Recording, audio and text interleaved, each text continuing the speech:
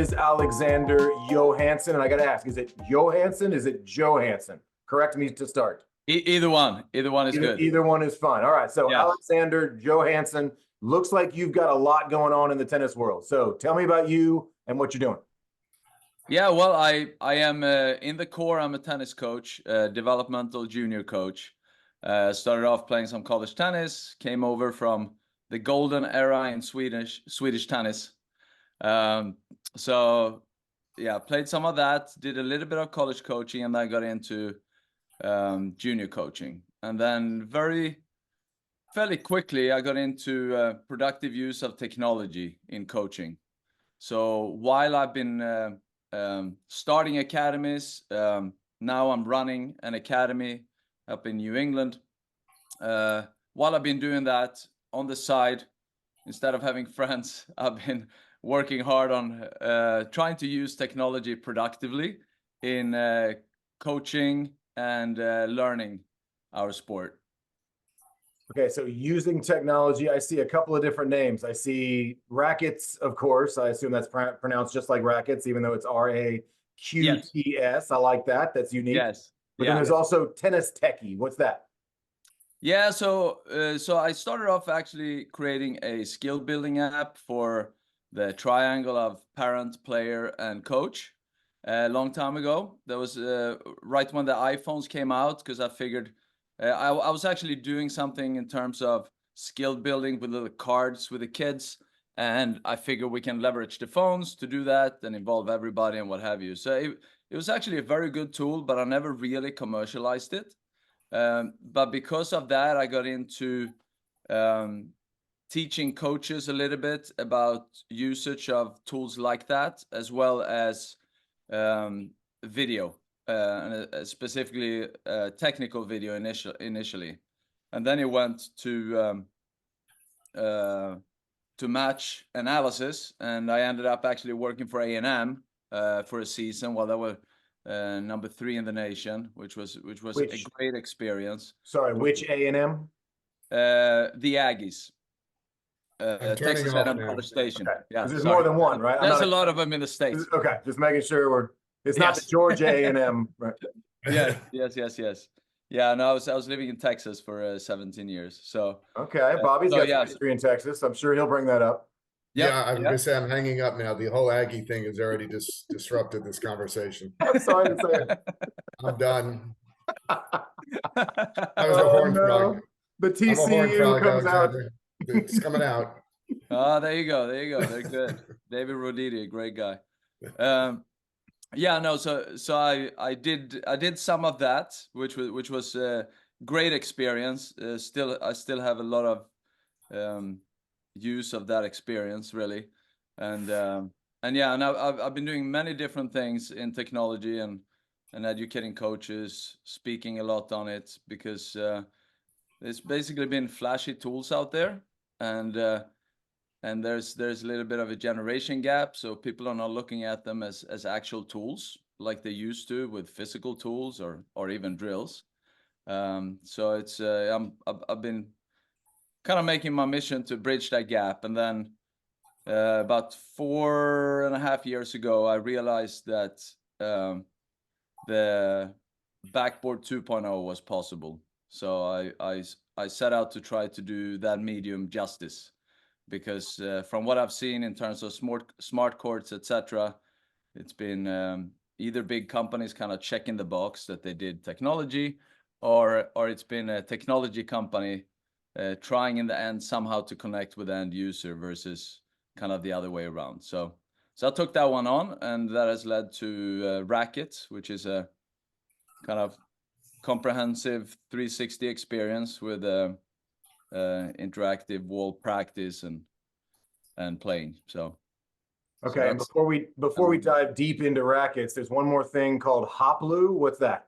Yeah, so that was the skill building app that I initially gotcha. created. Yes. Okay. And then that was a long way to get all the way to Tennis Techie, but I just started a Facebook group, and I was constantly testing different things from like 2008 or so. And I was constantly talking to tennis technology companies So it just became a little bit of a hub where people could go and look for the latest, you know, hopefully productive use of technology. So it kind of took on a life of its own. I again never really commercialized anything, but I wanted to be an evangelist of usage of technology in actual coaching. And so you would be a positive advocate of video on a tennis court as a coach. If I'm a coach, to video the player and show them what's going on. It sounds familiar, Bobby, because we just talked to Ian Westerman, and obviously he's probably one of the more famous positive advocates for video on a tennis court. Yes. Yeah, absolutely. I mean, it is amazing it's taken this long, but I feel like it's almost skipped the technical. I can kind of get back to that, but I think because of the portable versions now, which are not necessarily very accurate yet, but really good attempts, I think they are skipping the coach and the organization and go straight to the end user. So for the first time, the end user really, which is the parent in junior tennis, have some fear of missing out. So I think it's going to drive it pretty quickly. So I think that the sum of that is it's just a positive. It's great. It's absolutely great. And I think when it comes to the technical part, that one is wow. It's a stew at this point in my mind, because you have so much content online, and coaches have not utilized it very well, I would say, on an average.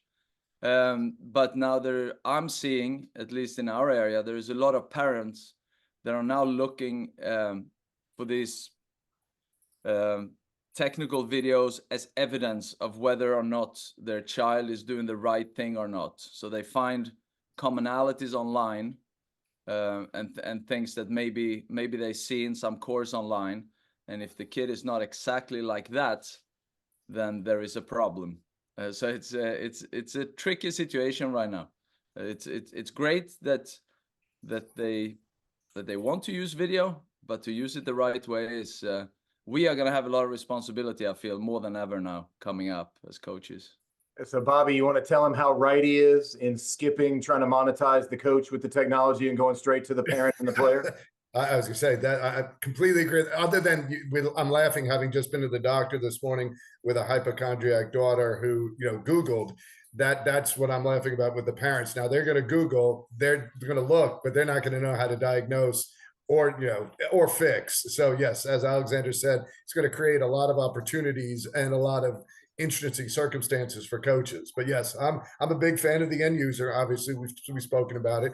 And, you know, they're going to come to their coaches and say, why aren't you using this? Or what about this? And that's what's going to get the coaches motivated. Yep.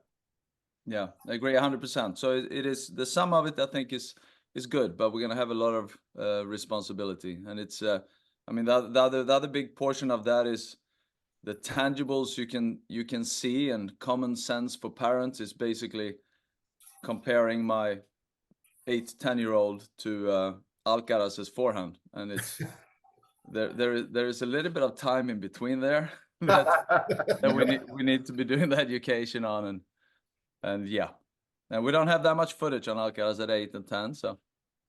We do have his brother, though. Have you seen his? He has a 12 or 13-year-old brother who's amazing.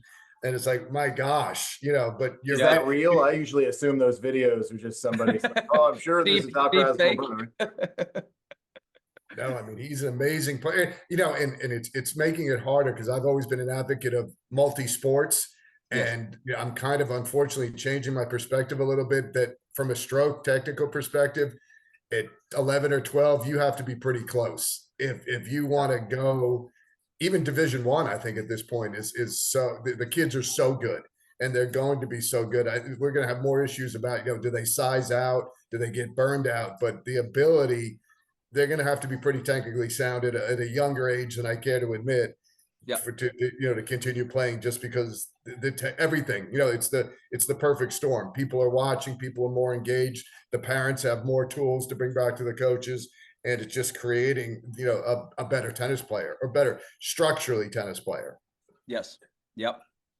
Now, hopefully somebody's I going to do the app that says you don't need to hit the ball as hard as you can every time.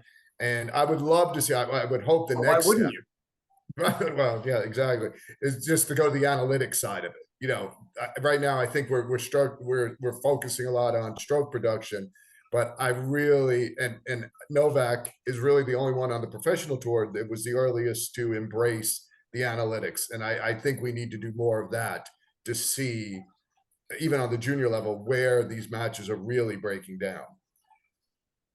Yeah, and the just coaches starting to play around with it and look at it, because very few coaches have been looking at it for 15 years now, but the average coach has not. No, And parents are going to start drawing conclusions. So we need some really quick education, and also I think kind of self-thinking, to in a sense police algorithms, because otherwise you will actually have the companies deciding what's good and bad. Because one of the things I think they definitely will do, and are doing to a certain extent already, is they try to gamify it and draw conclusions. And it's nice when you have like just one number, like the forehand is now a 76 instead of a 73, but what that's based on is based on them, etc. So yeah, it's going to be a super interesting era. And I just come back to, as coaches, I just hope we're interested enough and play around with it enough to be able to truly help the end consumer at the end of the day. I like so that target. do you see yourself, and I think it's a great point, do you see the need almost for a guy who's a coach, quote unquote coach, but who's sitting on the sidelines that's processing video? I mean, I think that's always been the drawback of not using more video until it became handheld. It was just a process. You needed a photographer, you needed a camera. So it got easier when we were able to do it on our phones. It's getting easier now when you can do stroke analysis on the phone, but that's almost a full-time job. And then to really do, and I know there are guys that actually do, you know, you can send them a match and they will break it down and do all the analytics for you. And it's getting to be where they can almost do it in real time. But, you know, that's manpower. That's a whole different hat. And Yes. a lot of the facilities, unfortunately, just aren't built for that. Yes. Yeah. And I'm actually surprised. Colleges. I don't know everything about this with NCAA rules and all of that, and things have changed. But I'm slightly surprised they don't hire coaches in the background to simply deal with the video. It's you can easily have an extra coach, and now it's the human factor, the delivery, what you're seeking out. That is really the trickiest part, as I understand, talking to friends that work with really high level players and their teams. It is they are generally data scientists, and then they're having to try to optimize the relationship with a coach to then ultimately deliver a very simple message. First seeking out what it is they're looking for, and then delivering the message. And that seems to be the hardest part, not the data itself. I guess it's a little bit like the ChatGPT. You know, it's about what question are you asking. It's not what it can do. Ask the right question. Exactly. Yeah. So my next question, I have some excitement to get to know this backboard you've got, and I'm trying to picture in my mind the last time I was in a mall, which I don't go to malls very often, but I assume you know where I'm going with this. Where the kids running around on the floor with the camera at the top and it's a projector, and they're hitting the bubbles with their feet, and they're just having a great time. And it's this interactive carpet is basically what they called it, excuse me. But it was a magic, you know, it was a camera at the top and a projector at the top. Yep. And it videoed essentially. Is that basically what you're doing? You're projecting onto a wall, and then when I hit to the wall, the camera knows where on the wall that hit, how fast it's going, all that cool stuff. Tell me about RAQTS and all the magic. Yeah, I mean, that's you can think of it as a gigantic iPad on the wall, and essentially we have you can create two different sizes, and you for the big one you can do tennis and you can do pickleball, and the small one is kind of mini tennis slash pickleball, and it's just a simple wall, and you have a sensor that detects it, and a projector. So that's the basics of it. It's really over-the-counter stuff. The thing that we're trying to do is we're trying to create some structure in terms of the games themselves, the targets, etc., and creating a 360 where you get to keep and track your scores, etc. You can do some testing on it, which has been very interesting with USTA. We've been doing it with the Team USA players up here in New England, and our testing modules have correlated very well to the UTRs. So that's been super interesting, more so than I was expecting. And yeah, it's simply a new medium. You have targets that kind of really lock you in. I did one test one time on myself. It was 10 minutes, 318 balls, focused on every single one. My heart rate was 150 or above 9 out of 10 minutes, and I changed games 3 or 4 times. So it's an interesting new medium, and like I said, we're trying to do it justice, and it's now going to be all about getting it out there. We're just now starting, so screaming it from the rooftops, right? I remember Bobby remembers a few summers ago, my backhand was broken, and I used a wall at his facility in the summer. I stayed after some lessons, and because we're teaching pros as well by trade, so I just had some extra time, and I thought, you know what, I really need to work on this. I fixed my own backhand with a wall. I wasn't doing anything technical. It was just the reps. I'm a huge proponent of backboards and walls and hitting walls for any racket sports player, but tennis specifically, because that's mostly what we know. I've got one technical question, and I know Bobby's got 1,000 business questions for you. But one technical question. I'm looking at a wall with some sections. Is the wall part of the system, or can I do this projecting onto any flat surface?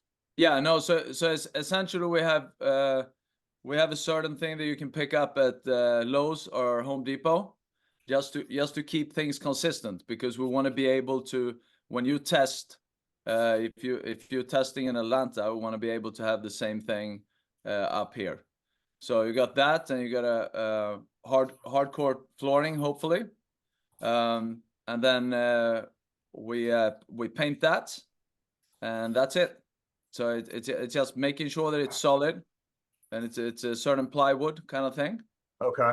That's it. So it's really very simple, and it's some standard sizes. So it is not hard to get that product. Because I'm trying to figure out from a fun testing point of view, if I can just plug this in, like I have my projector at home to watch all the movies and fun stuff. Can I just plug this in onto an existing hitting wall? But you're saying right now you want us to go buy something specifically as we test everything out? Yes. Yeah. And there is some calibration involved and what have you. Okay. So it is fairly permanent setup at this point. And it needs to be very accurate. Okay. So not completely plug and play yet. Correct. Yeah. Okay. Bobby, technically I get it now. So Bobby, if you want to find out how Alexander plans on getting this into the hands of tennis players. Very well. First, as always, I ask a dopey question. I watched your demo, Alexander. Who has the Andre Agassi forehand that is on your 1:08 demo? Because I was like, wow, somebody's copying Agassi. Who was that? Was that you? That was probably me. I've never heard that before. But that is right out of the Agassi. I'll take that all day long. He had hair, so I was like, well, it's not Andre, but that was Andre. I was like, wow. So that was pretty impressive. And believe me, I'm a big stickler of that.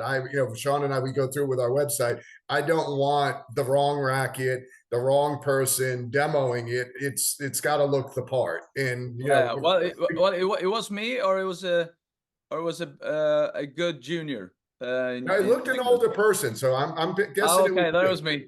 I'm very good. Well, as I said, very impressed with the forehand. So that they passed the sniff test right out the bat. The other part you already brought up, which I thought was, this could be an ungodly workout tool. I mean, I'm a big fan of the wall. I was a poor kid, and I always tell the story. I grew up hitting on my aluminum garage door that had a groove about 1.5 feet apart. So if you hit the groove, you were fetching the ball. So you had to be really precise with your targets. And I drove my family crazy. So, but Yes. I love the wall, and I just see that as an unbelievable training tool as well. As just you get your heart rate up, and again, just gives purpose to the practice. And we're in the land of Atlanta, and we always try to bring it back to Atlanta, where we have a lot of adults who took up the game later in life, and their purpose is to get the ball over the net. And when we, as coaches, we try to say, you got to pick a target.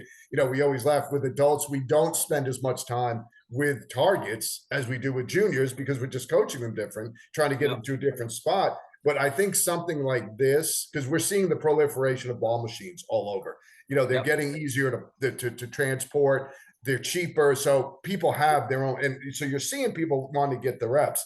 This to me just takes it to a whole nother place. Simplicity, and going to give you feedback. And obviously, if your correlation and your algorithms are matching pretty close to UTR, the technology behind it's got to be pretty strong. Yeah. And it's what we've seen.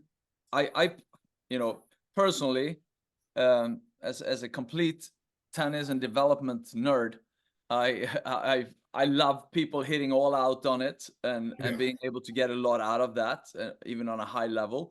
But having seen players jump on that are not tennis players, both kids and adults, it's been very, very encouraging and kind of surprising.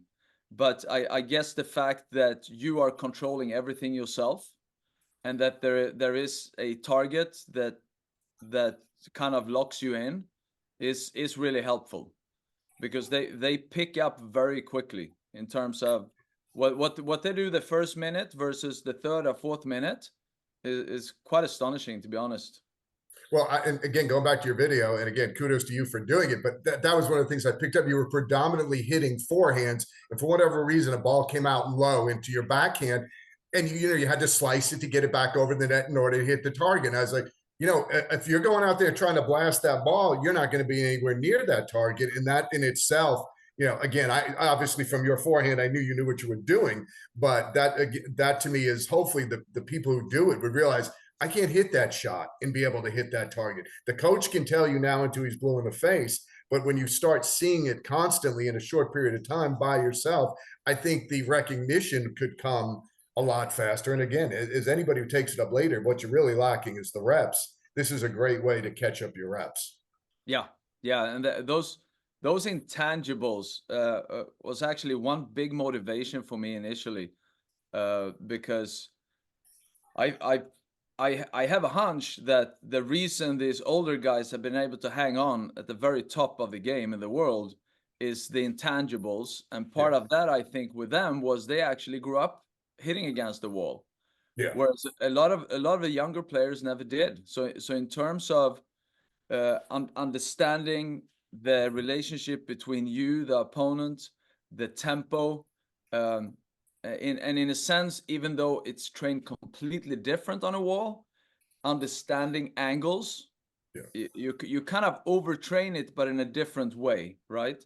And yes, I mean, I'm seeing certain players in our academy, the first time they jump on it is basically they fire the ball, and there's no thinking beyond that, right? And maybe the second time they come on it, I've seen a shift in that they hit the ball and then they move, on a very, thinking about it on a very fundamental level. But quite a few players these days, they play the game in terms of, okay, big time stroke production, but there's no dynamic, right? So this really gives you that in overdrive with a lot of reps, I feel. Well, and you did, again, in just little nuances, as you said, your tempo showed you where you had to stay. If you're going to prolong and you're going to sustain, this is the tempo you have to be at. You have to be on balance. You have to hit it, where your body's under control. And again, and you're going to get the negative feedback. I don't have to tell you, you didn't hit the target. You scored a 40. And unfortunately, with the kids today, they are taught to take tests. They don't learn anymore, unfortunately, in school. They learn how to take a test.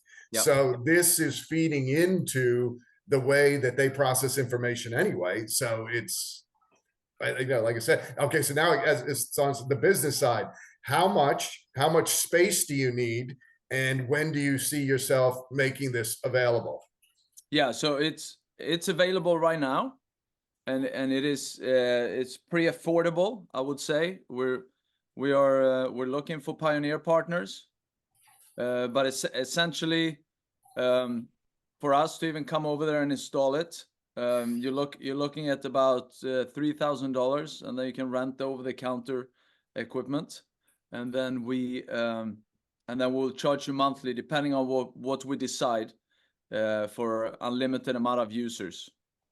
So we could do it a little bit of a revenue split, or we could do something that would be very similar to like a monthly fee for a smart court. Does it have to be inside? As of right now, yes. Okay. That's going to be the hard part with Georgia, just because we're so outside dominated. Yes, it is. Yeah. It is. And it is a drawback. And quite honestly, it's not about the technology we use that much, apart from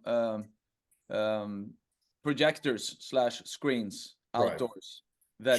That is affordable, because that's a huge part of what we're trying to do. Is we're trying to make it, you know, affordable, so you can actually use it.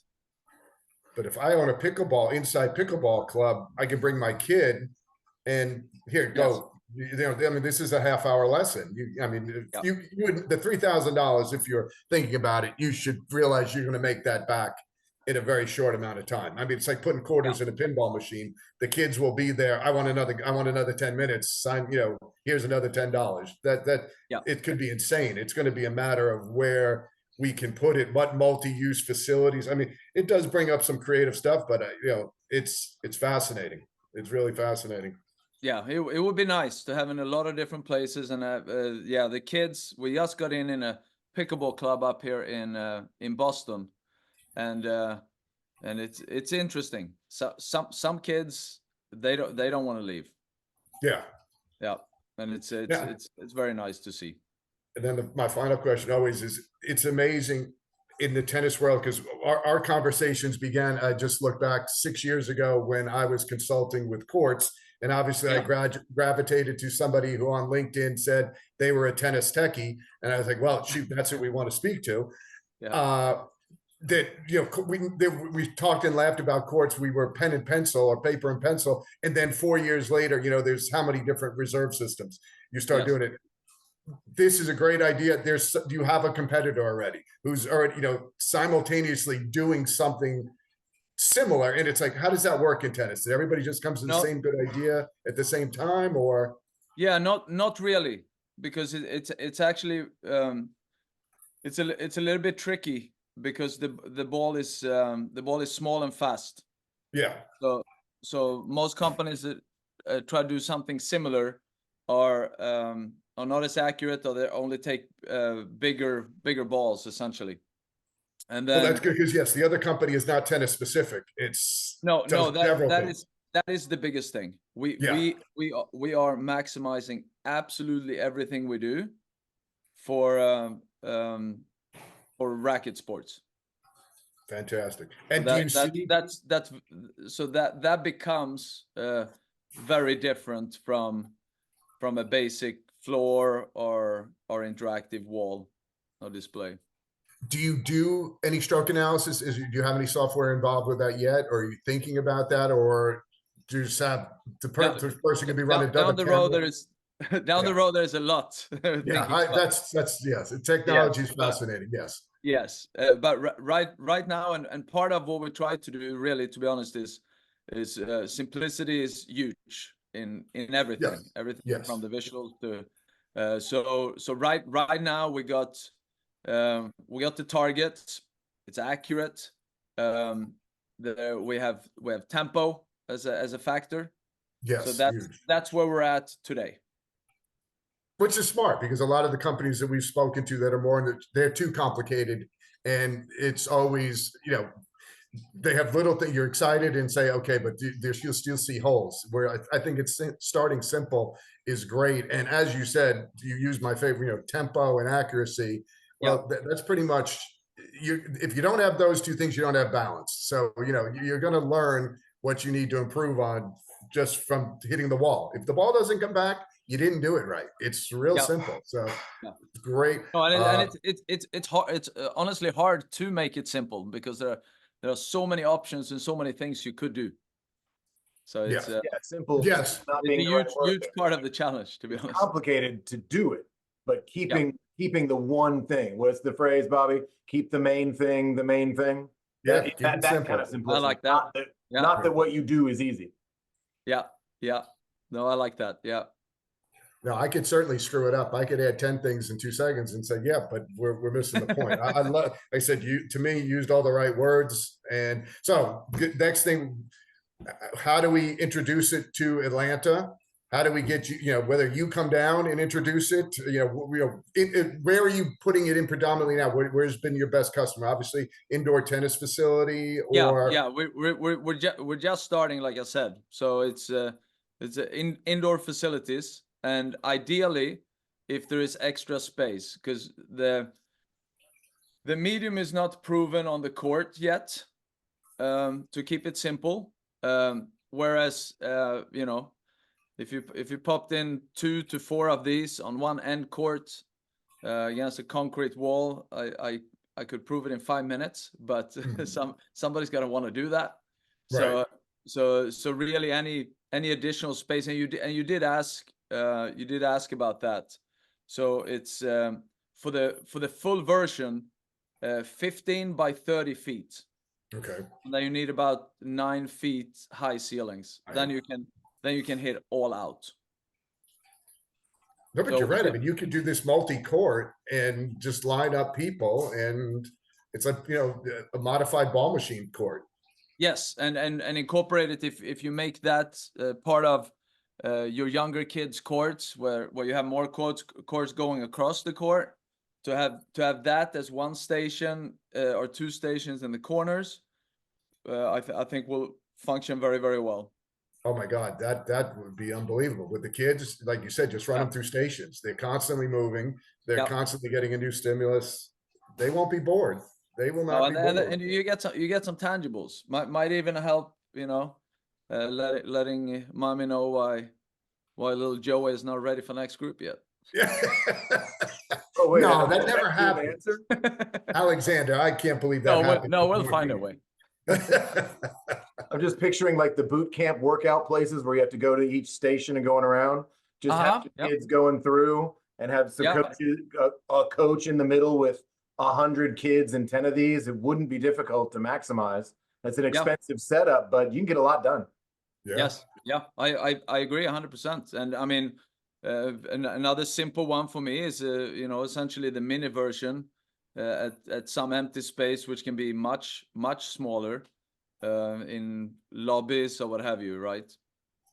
Wow, that'd be really cool. Yeah. And you said they're not portable at all, or they're just not designed to be portable? They're not designed to be portable yet. Okay. Correct. Okay, because I'm picturing somebody like theoretically build a portable one. Yes. Okay. Yeah, because that changes things as well down here with options. Yes. Yeah, a lot of coaches are mobile. In the schools with the basketball goals that get out of the way and come back in the way. This is the kind of thing you kind of swing down and plug in. You got all the kids in the elementary school gym just playing tennis on these magic walls. I love it. Yep. Yeah, it's really the projection, the image that's gonna be the trickiest. Yeah. When it comes to those. Yeah, that makes sense. Yeah. Bobby, you got anything else, or am I hit him with King of Tennis? Hit King of Tennis, and then ask him how we get him down here to show us. We've already got that email thread going. Yeah, we can talk about that. We'll try to figure out a way. That email thread has already been started, Bobby. Don't worry. Very good. So Alexander, my favorite question we ask, and this is coming. So my favorite question, King of Tennis. If Alexander Johansson is king of tennis, whether it's for a day, however long it takes, if it's the world, if it's Sweden, if it's the US, anywhere, is there anything you would do or change? What you got for us? Yeah. Well, I think first off, I think playing around a little bit with different formats, because I don't think it's sustainable that our matches are as long as they are. So I think what they're doing with like UTS, I believe it's called, is that's very interesting. And I've heard what that means for the players. They know how long they're going to play. The audience knows that they're going to get to see the best players, etc., etc. It's just kind of a different way of maximizing it. So it kind of makes sense to me to look into those kinds of things. And then I think when it comes to getting players, a large number of players to play without having another COVID, which helped us. I think truly selling the sport to the parents, the end user, in terms of the character building and the fact that you can, I mean, there are other ways you can do this, but tennis is extremely good, I think, at it. Is you can build up something over a long period of time, versus the instant gratification kind of thing, which I think that is a huge thing for any parent if we can actually have eventually an adult that has gone through that long journey, gained all the character traits needed to compete on a decent level, and then on top of that worked on something for such a long time that very few people, I think, are going to do moving forward. So I think how we sell it to the end user, I think that's something the governing bodies should be really looking at. And then I think the compensation, obviously, for players, and maybe with different formats that can help a little bit. I think how coaches are compensated, it's a system that really doesn't work, I think, for younger generations. I think it's held up surprisingly well with people like ourselves, probably. But I think people going into the workforce now, looking for some kind of life quality and seeing some kind of a path. I don't think it makes sense, and I think fundamentally to have people getting paid the same based on the market or the club they're at, where it differs very little, and the only way you can climb the ladder is by taking on completely different roles that you might or might not be good at all, and not get to keep doing what you're actually great at. I think that fundamentally just breaks everything, because if I'm a coach that works really hard, I got all the right intentions, maybe I'm pretty good, and then there's somebody else doesn't really care, they're not very good, and they're getting paid almost exactly the same. Like, where does that go from there? So I would like nothing more than a way of creating a coach rating. Ooh, yeah, coaches rating, Bobby. I don't think we've heard that one before. Well, he started, and I was like, well, he's done it again. He's come up. There's 5 different conversations more we can have from that closing. Fascinating. Love it. Absolutely love what you're saying, the little nuances that go with it. But I was like, well, that's, but I do also think it's genius really to look at, and it speaks to the problem that the USPTA is having getting younger coaches. It's a different mindset, for better or worse. As you said, we might have been dumb, because I'm probably the elder statesman in the room who said, I love something, therefore I'm content knowing that I'm probably going to work my entire life, where these kids don't want to commit to something like that. And if they don't see the immediate payback and enjoyment, they're not gravitating to it. And I obviously we're seeing that. So even though the argument, that's probably a great place to start the argument. How do we make it more attractive where people will dunk their toe in, with the realization there's a path? And of course, always there's a big difference between the salesperson and the sales manager. Why do we, if a person is great on the court, why do we think they're qualified to be a quote unquote tennis director? It's a different job, different job description. And Yeah. unfortunately, like you said, in our occupation, but again, and that screams to the conversation that we always put the blanket or the cloud over every conversation, the leadership of the sport in promoting our level. We're great at promoting the next great player, but the nuts and bolts of the industry and the guys who are in their 50s, who we all complain about and laugh at and say, okay, they haven't embraced technology. But if they're your backbone, there's a lot of issues going on. So, it's a great, you need to be at a USPTA convention. I think that unfortunately, I think it needs to be a third party. Very similar to outside. Yeah. And that's a great thing. I always say, I completely agree. I said, why do we always, if we're looking for the next head, why do we always go to somebody that's in tennis that has witnessed it? I laugh about, let's go to somebody from NASCAR who markets only left turns, or somebody from the WWE who markets something that is inherently fake yet still fills arenas. These are the guys who got a little more work to do than tennis. Should be an easy sell right now. It's being played in an unbelievable level by unbelievable athletes. Probably the biggest discrepancy between the recreational and the professional level is today. Shouldn't be a hard sell, and yet, like you said, short of COVID, what has tennis done over the last 30 years to really improve its position? So, I'd say that's a pretty good answer, King. Yeah, and then at the end of that, people will hopefully start using a little bit more technology. And yes, because if the current compensation system as well, I remember as I was looking around, it was especially here, I think in the States, everything is hourly, so there's no time allocation to improving processes, including use of technology. And well, it goes. Unfortunately, you're going to, because tennis is outdoors here.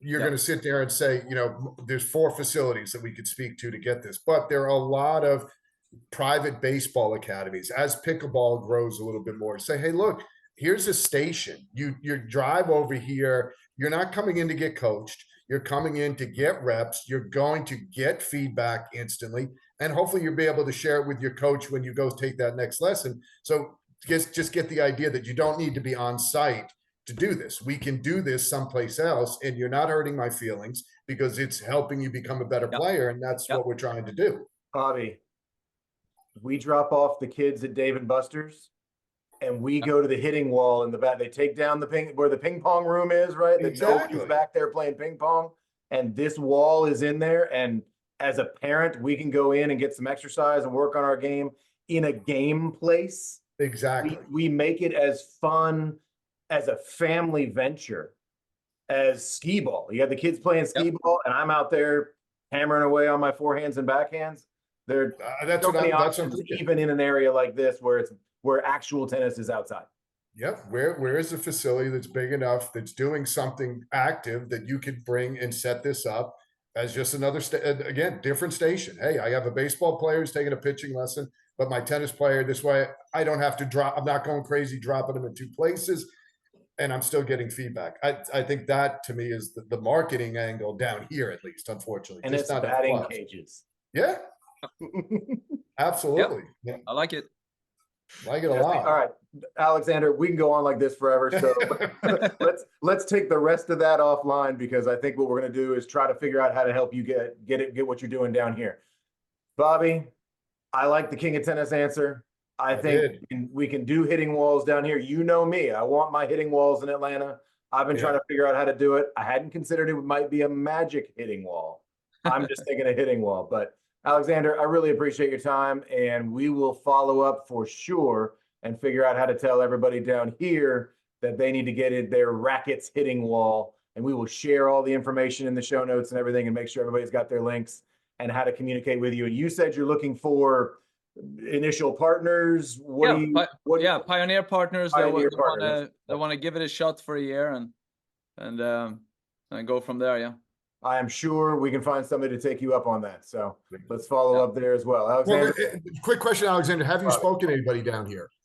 So we don't make any repetitive. We stepping on anybody's toes? Anybody down in the Atlanta area you already talked to? I gotta look at my my docs, because Okay. it's been a lot lately from all over the place. Yeah, just let us know, because that would, I don't want to go someplace where something you've spoken to, but yeah, because again, there's only 6 places right away for the obvious, and then you got to go a little bit deeper into a Dave and Oh, Buster's or there's nobody that's pulled the trigger, so. okay. It's, Well, Alexander, outside of the whole Aggies thing, I've really enjoyed it. well, good deal, good deal. Go Well, you guys Frogs. have done pretty good. Yeah. Well, Well, thanks, Rodriguez has done well. Alexander. So. Bobby, Okay. as Thank you always, guys very much. we'll do it Thank you. again. We'll talk soon. Thanks. All right. Thank you. Bye-bye.